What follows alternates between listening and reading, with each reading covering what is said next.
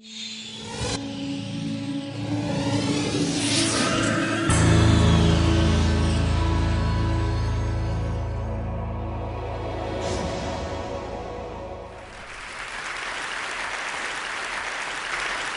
going to make an argument today that may seem a little bit crazy.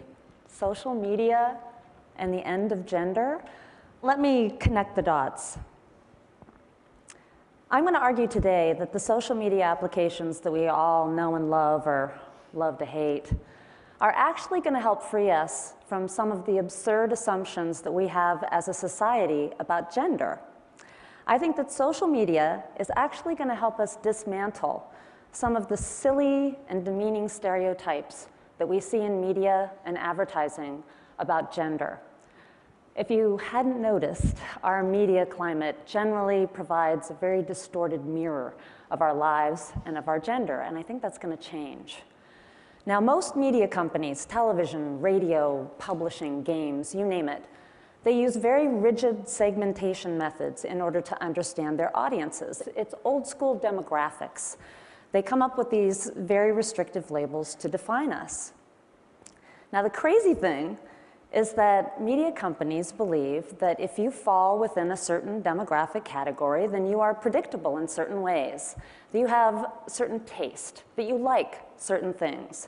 And so the bizarre result of this is that most of our popular culture is actually based on these presumptions about our demographics. Age demographics, the 18 to 49 demo, has had a huge impact on all mass media programming in this country since the 1960s, when the baby boomers were still young. Now they've aged out of that demographic, but it's still the case that powerful ratings companies like Nielsen don't even take into account viewers of television shows over age 54. In our media environment, it's as if they don't even exist. Now, if you watch Mad Men like I do, it's a popular TV show in the States, Dr. Faye Miller does something called psychographics, which first came about in the 1960s, where you create these complex psychological profiles of consumers. But psychographics really haven't had a huge impact on the media business. It's really just been basic demographics. So I'm at the Norman Lear Center at USC, and we've done a lot of research over the last 7-8 years on demographics and how they affect media and entertainment in this country and abroad. And in the last 3 years, we've been looking specifically at social media to see what has changed. And we've discovered some very interesting things.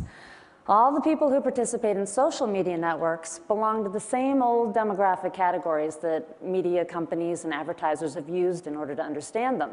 But those categories mean even less now than they did before. Because with online networking tools, it's much easier for us to sort of escape some of our demographic boxes. We're able to connect with people quite freely and to sort of redefine ourselves online. And we can lie about our age online too pretty easily. We can also connect with people based on our very specific interests, right? We don't need a media company to help do this for us. So the traditional media companies, of course, are paying very close attention to these online communities. They know this is the mass audience of the future. They need to figure it out. But they're having a hard time doing it because they're still trying to use demographics in order to understand them, because that's how ad rates are still determined. When they're monitoring your click stream, and you know they are, they have a really hard time figuring out your age and your gender and your income. They can make some educated guesses. But they get a lot more information about what you do online, what you like, what interests you. That's easier for them to find out than who you are. And even though that's still sort of creepy, there is an upside to having your taste monitored. Suddenly, our taste is being respected in a way that it hasn't been before. It had been presumed before. So when you look online at the way people aggregate, they don't aggregate around age, gender, and income. They aggregate around the things they love, the things that they like. And if you think about it, shared interests and values are a far more powerful aggregator of human beings than demographic categories. I'd much rather know whether you like Buffy the Vampire Slayer rather than how old you are. That would tell me something more substantial about you. Now, there's something else that we've discovered about social media that's actually quite surprising. It turns out that women are really driving the social media revolution. If you look at the statistics, these are worldwide statistics. In every single age category, women actually outnumber men in their use of social networking technologies. And then if you look at the amount of time that they spend on these sites, they truly dominate the social media space, which is a space that's having a huge impact, right, on old media. The question is, what sort of impact is this going to have on our culture? And what's it going to mean for women? If the case is that social media is dominating old media and women are dominating social media, then does that mean that women are going to take over global media? Are we suddenly going to see a lot more female characters in cartoons and in games and on TV shows? Will the next big budget blockbuster movies actually be chick flicks?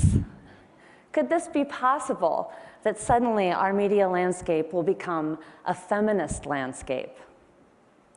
Well, I actually don't think that's going to be the case. I think that media companies are going to hire a lot more women because they realize this is important for their business. And I think that women are also going to continue to dominate the social media sphere. But I think women are actually going to be, ironically enough, responsible for driving a stake through the heart of cheesy sort of genre categories like the chick flick and all these other genre categories that presume that certain demographic groups like certain things, that Hispanics like certain things, that young people like certain things. This is far too simplistic. The future entertainment media that we're going to see is going to be very data-driven, and it's going to be based on the information that we ascertain from taste communities online, where women are really driving the action. So you may be asking, well, why is it important that I know what entertains people? Why should I know this? Of course, old media companies and advertisers need to know this.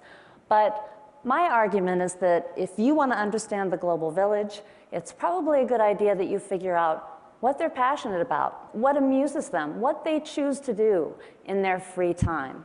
This is a very important thing to know about people. I've spent most of my professional life researching media and entertainment and its impact on people's lives. And I do it not just because it's fun. Actually, it is really fun, but also because our research has shown over and over again that entertainment and play have a huge impact on people's lives. For instance, on their political beliefs and on their health. And so if you have any interest in understanding the world, looking at how people amuse themselves is a really good way to start.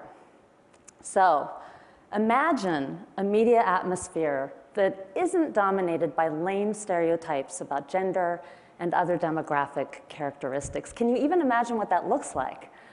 I can't wait to find out what it looks like. Thank you so much.